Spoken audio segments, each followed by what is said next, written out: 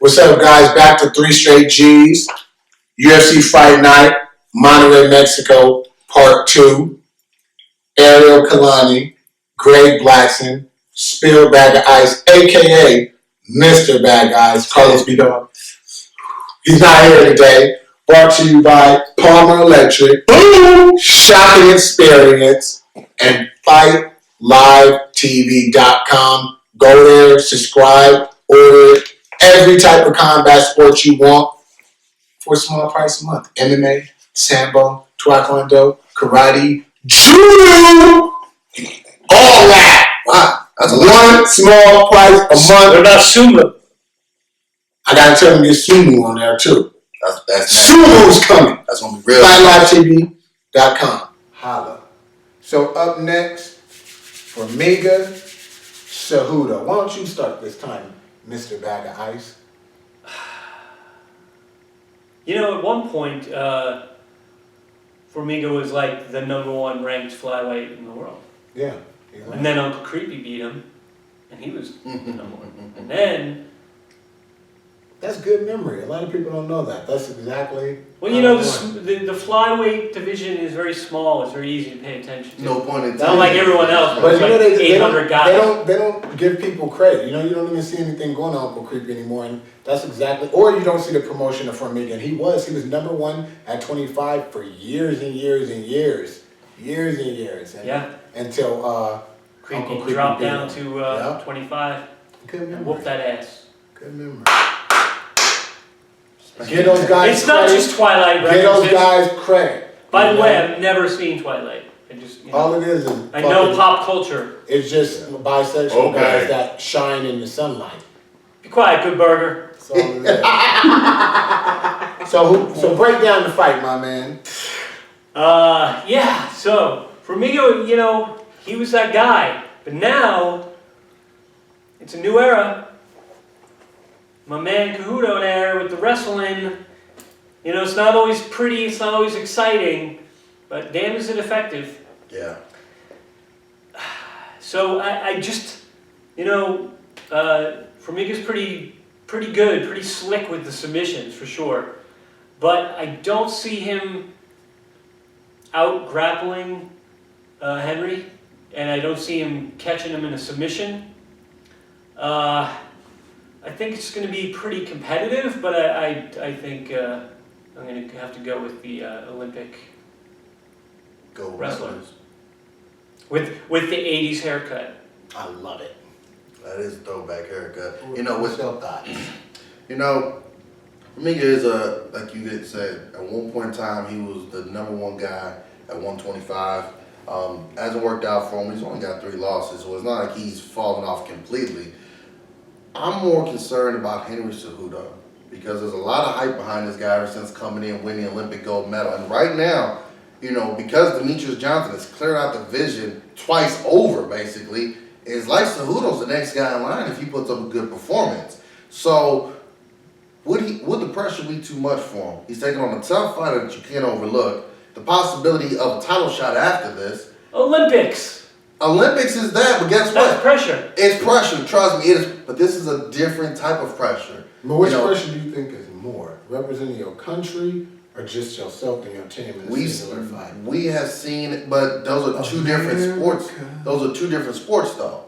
In wrestling, all you got to worry about is going out there and grappling the guy. You ain't got to worry about it if you miss the single leg, that he going to come up, throw a knee at you or a head kick, and boom! But in terms of sheer pressure, which one do you think is more?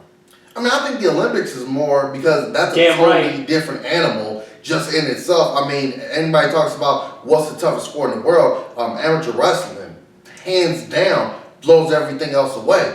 But, you know, he's a fighter, and he's been wrestling all of his life. And granted, yeah, he could be used to it, but I'm just curious, will that title shot looming in the back of his mind, will he kind of overlook his opponent and just say, man, I got to really... Because, you know, sometimes when a fighter needs to put on a good performance, he tries to push it too hard. And maybe it just isn't there for him that night. He doesn't let the fight come to him. He tries to push it, and for some guys, it just doesn't work. So I like what you said, Spillbag Ice, as far as with his wrestling, it's not pretty. It's effective. It's gonna be able to hold. It's kind of like the Big Brother effect. Be able to hold you down. I think Cejudo's gonna win this, but I'm gonna be looking to see if he's focused on this fight and not looking past to Demetrius Johnson holding the title, because you know that's got to be in the back of his mind. You know why I The think man's that? got some decent hands too. Yeah, this is not why. not like he's just a lay and pray guy, but yeah, you know, he's not world quality, but he's got decent. He is a good. This is why I think that that's not going to come into play, because he was a gold medalist. Yeah, like Kurt Angle. Gold. Yeah. Those people don't lose focus. You know how much focus you have to have to win gold. You know what I mean? Like you lose even that much focus, you end up. You have to have so much like Ronda Rousey or focus that something. you're like, It's, I'm not updating my haircut. You know? Yeah. yeah. That's how in the zone he is. He's still in the zone. He won't update. He's still in the 80s. He's still at the point in his mind when he won the gold medal. What do you tell the barber to get that type of haircut though? You just You say, just hey, don't give me the same one as last time. 86. Do it. No, Is this that is what how you in the do? zone he is. His hair zoned out and it just stayed that way. It just stay that way. That's how fucking focused he is. Like his hair became. He ain't got time to sentient let his hair grow. and just he stayed that way. He's so focused. His hair. He is channeled to where his hair won't even grow. His hair is just like nope. Yeah. No, other energy. It's just waiting to No. do Energy has to go. Too much elsewhere. energy spending on hair. which Yeah. is get to DJ. Okay. You know, maybe when he's playing DJ, maybe if he ever lost focus, I would see it there. But right now, I just think that and you gotta think about it, they put him in Mexico for a reason. And it's Yeah. beyond the fact that he's Mexican and can sail. They're setting him up for that DJ fight. Yeah. Who's DJ gonna even fight next? You know He's what I beaten mean? everyone twice over. So they're setting this up. And the other thing is, you mentioned his hands, and I was gonna mention that myself, is he's been boxing since he was young too. So if you look at Formiga, he's been doing jiu-jitsu since he was young, compared to somebody who's been wrestling and boxing since they were young. So you have two pedigrees versus one. And then you have the whole thing with jiu-jitsu don't work if you don't get the person on the ground. That is And true. that's where Cejudo has the advantage at. And I just think he's way faster and smoother than Formiga. And you know, I hate to go against Formiga, but I'm picking Cejudo because, you know, I remember I fought at Tai Chi Palace with Formiga once, and I was talking to him and his manager and everything, and they were telling me, and this is when he was #1 in the world at this time, and he was fucking poor. They were like, dude, he's so poor. You know, they were like, he's such a good guy, but even winning these fights and going back down there after you pay all the taxes here and there, he just has no money. And they were like, he's just poor, you know? And I remember I was just like, it still bothers me till this day, because I was like, dude, this is a dude living his dream trying to get out of poverty, you know? I'm somebody, I came from poverty, you know? Yeah. So I know how it is, and I'm like, there's no reason you should be #1 in the fucking world and poor. In any sport.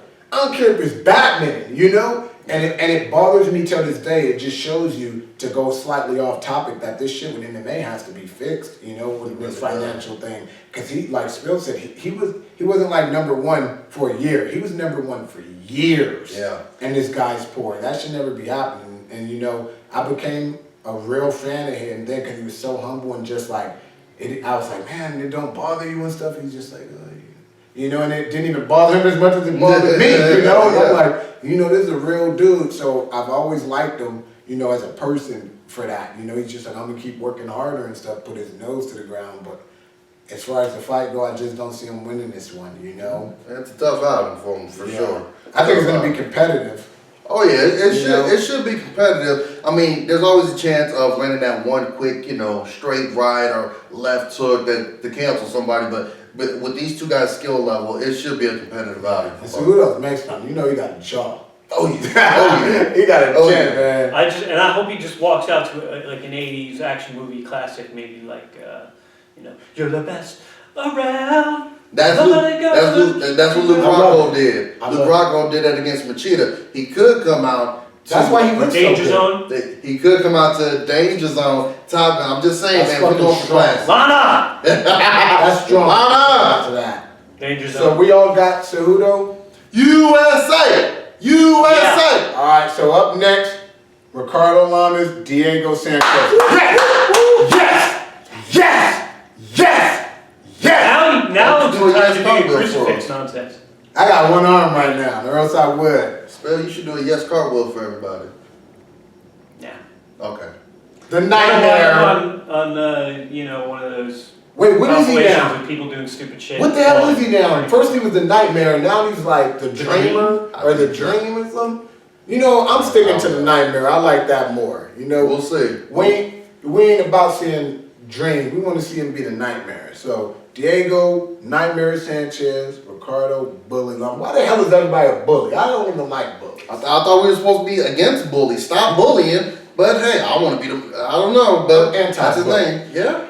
Well, someone has the bully nickname. That was the other Gray guy. Maynard Gray until he Maynard, started 'cause getting knocked out like he 8 likes times pit bulls in a or row. something. He started getting bullied. Yeah. But that's why he was more like he liked pit bulls. It wasn't. Nate Diaz did him like. Yeah, but you know what? I'm excited for this, man. Diego Sanchez, original Ultimate Fighter Season 1 winner. Yes! The man's Exactly, not throw afraid that to in there. compete. Yes! Yeah. With Diego Sanchez, man, this is, I believe, his 4th division that he's going to be competing in.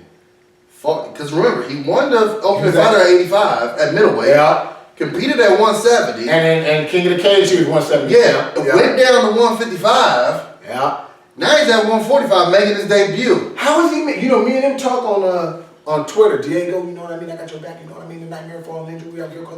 Another Jackson's fighter, by the way. You know, another boring Jackson's fighter. How is he making 45? I asked him in DM on Twitter, a lot of yes and he combos, gave me some mysterious Diego answer. He's like, food. I'm like, what kind of food? It was like air sandwiches. You know? I'm like, what does he mean? What does it? And I still ain't figured it out. You gotta explain it to me. Diego's got like a 9-year-old body or something because it's like he can go up and down with his weight. Good. I'm curious to see how he does at 45. Did you see his Instagram? Nah. He looked weird at cutting that weight though. It looked creepy to me. It was like his neck was like this skinny. I was like, what the fuck? Because here's what I gotta say now. Okay. Personally, I remember me and him were talking. though? Me and him were talking before he was thinking about going to 45. And he was like, do you think I should be 45, 55, 70? Me personally, I've always thought he Big performed range. That's best Kenny Florian at range. 70. Yeah. I always thought 70 was his best performances. I did. I think 55 is better for But him. look at this. At 55, he was finishing nobody. At 70, he was finishing a ton of people. Well, Go look at his yeah, record. He was finishing. yeah, He was also a lot younger. Yeah, you got more power, but Don't blame it on 70, age. at 70 he was a little chunky and a little bit. At But he had more 55, energy. He was more aggressive. I That's thought why at 55, I thought he had a better gas tank though. Dude, he didn't finish nobody at 55. He hadn't finished nobody. Man, that war he put on with Clay Guida, I don't want it to be finished. Keep going. I ain't trying to have no wars. I hate when people be like, I'm trying to have a war, bro. You know what I mean? I'm trying to have a war. I ain't trying to have no war, man. I'm trying to stay pretty. You know what I mean? Let the baby dolls come to me after the fight and be like, yada boo boo. And that's what it is. I feel you, You know, dog. that's that base stuff. That's what it is. Trust me, if anybody feel you, bruh, I feel you. How you gonna have an eye like the girl that fought Johanna and be like, yada boo boo to the honeys after the fight? Trust me, she ain't gotta worry about yada boo boo to anybody. Trust me, Valerie is good, okay? She is good. But here's the interesting part. Diego's making his debut. Ricardo Lames is a good fighter. He doesn't have a signature win though. Can Ricardo Lames, for people who saw earlier, he made that spoof video making fun of Conor McGregor, got some pub for that, but then he loses to Chad Mendes. Not one of the better matches to. He did, but like I said, it's got to be a significant victory. Yeah, it's got to be something that lives up to his height. Exactly. So will Ricardo Lames be able to show the newcomer to the division, a big name like Diego Sanchez, hey, this ain't easy, partner? Wait. He did beat Cub Swanson? No. Wait, the wrestler. Damn. Mickey Rourke? He jabbed him and dropped him and then choked him. The big wrestler from New York at that Charlie weight. Brennan? Phil No. Baroni? The Brandon Couture? The Brooklyn Brawler. What's his name? Come on, Jake the guys. Snake? We got Mick Foley. Cactus Jack. Dude Love. Mankind. Taylor Lautner? Dennis Bermudez. I was way off. He beat Bermudez. So that's a signature win. I mean, that is, but at the same time, how signature is it? Is that going to be enough to say, hey, if I get a couple good fights, good wins together, is that going to be enough to get me to a title shot? We'll see. I like this matchup because I think they both favor each other as far as their styles. Lama and Sanchez both are wrestlers, but they've also improved on their striking. We know Sanchez.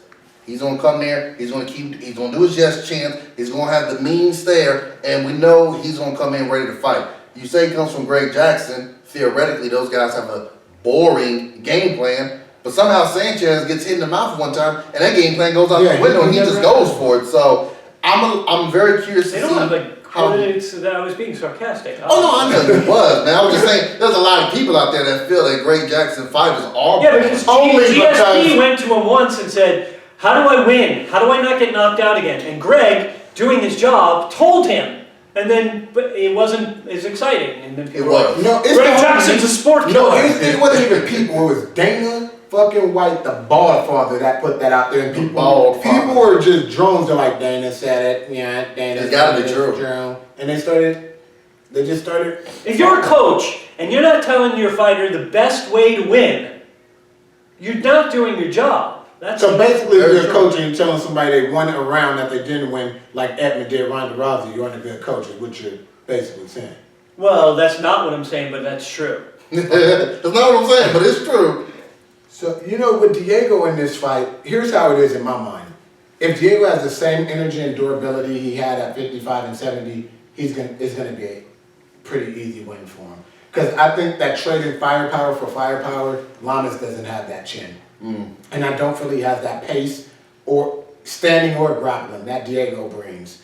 And because if you think about it, a lot of people, they start wearing down. Diego's chin hasn't cracked it yet, Not yet. And I think that Lama's here trying to answer fire with fire. And I think that'd be a downfall. It could be. I don't think he'd be like, let me step back, readjust. I think he'd go toe to toe, and he end up getting clipped. And Diego, his best thing is when he gets you on the ground, get mounted, back mount. It's a wrap. And if you look at Lamas, he's not the fastest fighter to deal with somebody, and he doesn't use the best angles to deal with somebody that comes straight for it like Diego. So I think Diego's just gonna run at him, looking like We the Tunes, Lil Jon song, and it's gonna be on and popping. And I think it's gonna be exciting, but I don't think it's gonna last long. I think he's gonna get a finish.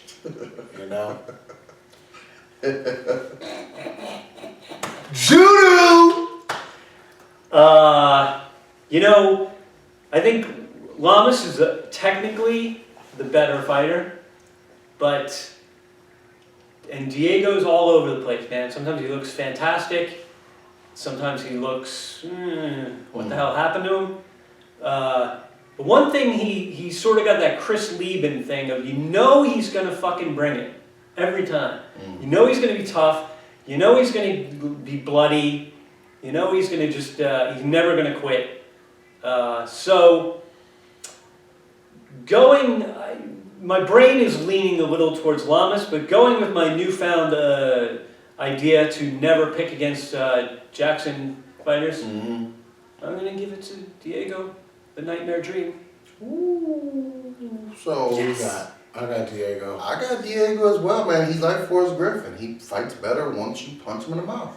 Yeah, I'm all against that. I'm trying to stay cute. So now for the main event, Neil Magny, Kevin Gastelum.